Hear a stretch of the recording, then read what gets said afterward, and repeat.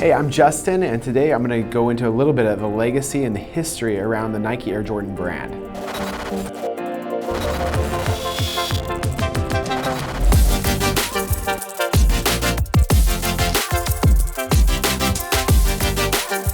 So what's fundamentally amazing about the Nike Air Jordan brand is they've lasted over 30 years. That means like over 3 decades. And how does a brand, a shoe brand, sustain themselves that long off of an amazing player? Is they actually have made this brand global, and not just based on just one player, Michael Jordan, but on a team for the Nike Jordan brand. You know, before 1984, the world of basketball sneakers was fairly boring.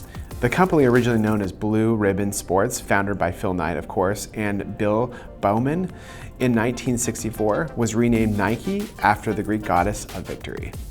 The original shoes focused on running and athletics, but soon the crossover began into sports with a more widespread appeal. The iconic Nike swoosh was first introduced in 1971. In 1972, the world saw the introduction of the icon Nike Blazer, named for the Portland Trail Blazers, and made famous by George the Iceman Gervin. The shoe was an advance in both technology and branding. In 1984, a new player entered the NBA with a future full of promise. From his first season, Michael Jordan was noticeably a talented player. Nike took a risk on the young athlete and signed a unique deal with Jordan to produce its own line of shoes. Ironically, Jordan had always worn Adidas up to that point in time, but he was eventually swayed by the Nike executives. The original Air Jordan #1 sneakers were produced exclusively for Jordan in 1984 and released to the public in late 1984. With their iconic red and black featured, the original shoes were actually banned by the NBA for being full colored at a time when all shoes were mandatory white. So what's amazing is that the Nike Air Jordan 1 was sold out. 50,000 pairs immediately sold out because of this strategy. So pretty much it was a big game changer for Nike. They received over $150 million instantly off this whole plan, which was a great strategy. Another tidbit is the original Air Jordan logo is completely different than the one we know today. The Jumpman logo that we all know today actually came out on the 3rd version of the shoe.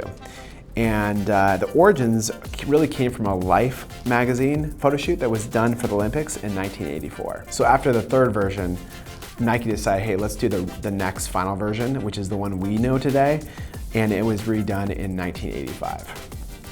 So every few years, Nike updates the design of their shoes, and in 1988, they came out with the Air Jordan 3, which Michael Jordan famously wore at the slam dunk contest.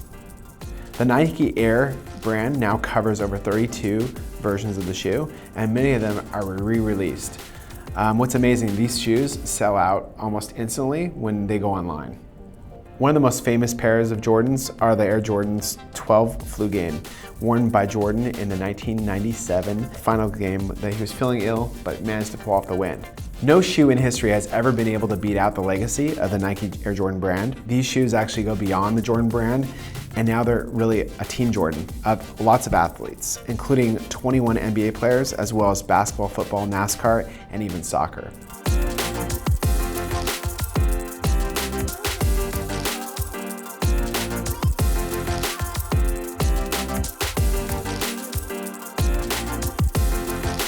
I'm Justin from Brandastic, and thank you for watching.